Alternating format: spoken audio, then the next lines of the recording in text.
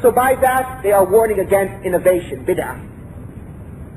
And then they conclude this first principle as what does it mean to have, what is Salafiyah, by saying that among the best books that clarify the fundamentals of Ahl Sunnah wal Jama'ah are the works of Shaykh al-Islam Ibn Taymiyyah.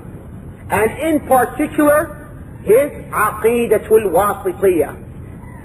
And the works of the Mujaddid, the reviver of this religion, Imam Muhammad ibn Abdul Wahhab, may Allah show mercy to them both.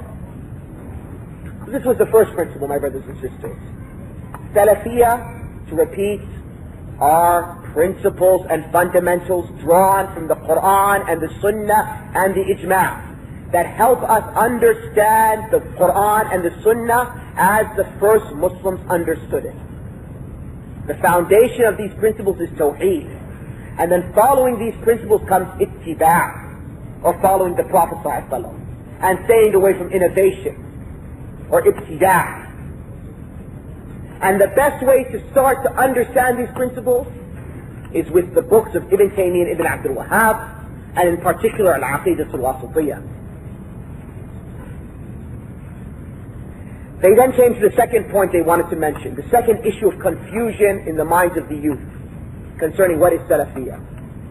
And that is the issue of commanding good and forbidding evil. They say that among the great fundamentals of this upright deen, religion, is commanding the good and forbidding the evil.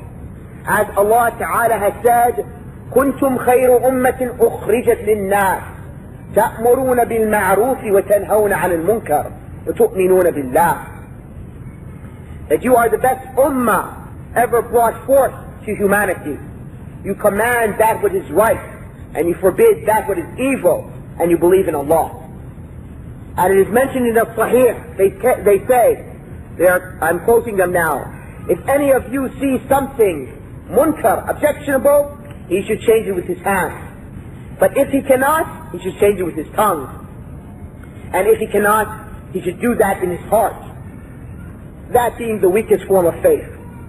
And this was reported by Muslims.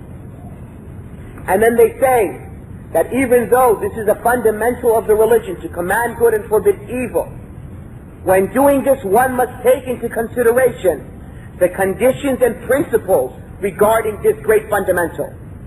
Among these conditions and principles is that of knowledge, forbearance, gentleness, patience, irrespective if the evil is a bid'ah, an innovation or heresy, or if it's a sin.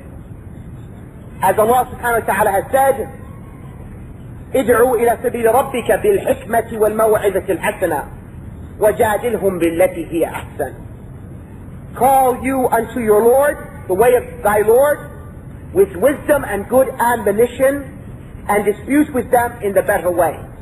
Some Salafis have been taught mistakenly that if the issue is a sin, one must be gentle and kind and have knowledge. But that if the issue is a heresy, a bid'ah, one must be harsh and extreme. From where have they gotten this distinction? In what book? From what verse? From what hadith? From what ijma'? But rather, when changing evil, irrespective if that evil is a bid'ah, an innovation, or if that evil is a sin, there are the same principles applied. The principles of knowledge, the principles of gentleness, the principles of forbearance, the principles of patience. There is no distinction in this matter. And then they quote Ibn Taymiyyah regarding taking into consideration the benefits gained and the harms resulting when one wants to change an evil or command something good. This is a very important principle, that when one wants to change an evil or command something good, he must take into consideration the benefits gained and the harms that will result. So they're quoting Ibn Taymiyyah. Ibn Taymiyyah says, whenever the harm of commanding the good, and forbidding the evil is greater than the benefit gained, it is no longer from what Allah has commanded and His Messenger. Even if this means forsaking a duty required or doing a forbidden act. As it is upon the believer to fear Allah regarding Allah's creatures. And it is not his duty to guide them. And this is from Ibn Taymiyyah's essay on commanding good and forbidding evil, page 18. What does this mean? That means if you want to command good and forbid evil, this is from our religion, and this is good that you have this in your heart. But you need knowledge, and you need forbearance, and you need patience, and you need gentleness, and above all of that, and with all of that, you need to know what are the benefits gained and what will the harms result. If the benefits gained are less than the harm that will occur, or if great harm will occur so that the evil that you change results in a greater evil, it no longer becomes required for you to change that. And this is why it is part of our Sharia that if we are given two evils, we take the lesser of two evils.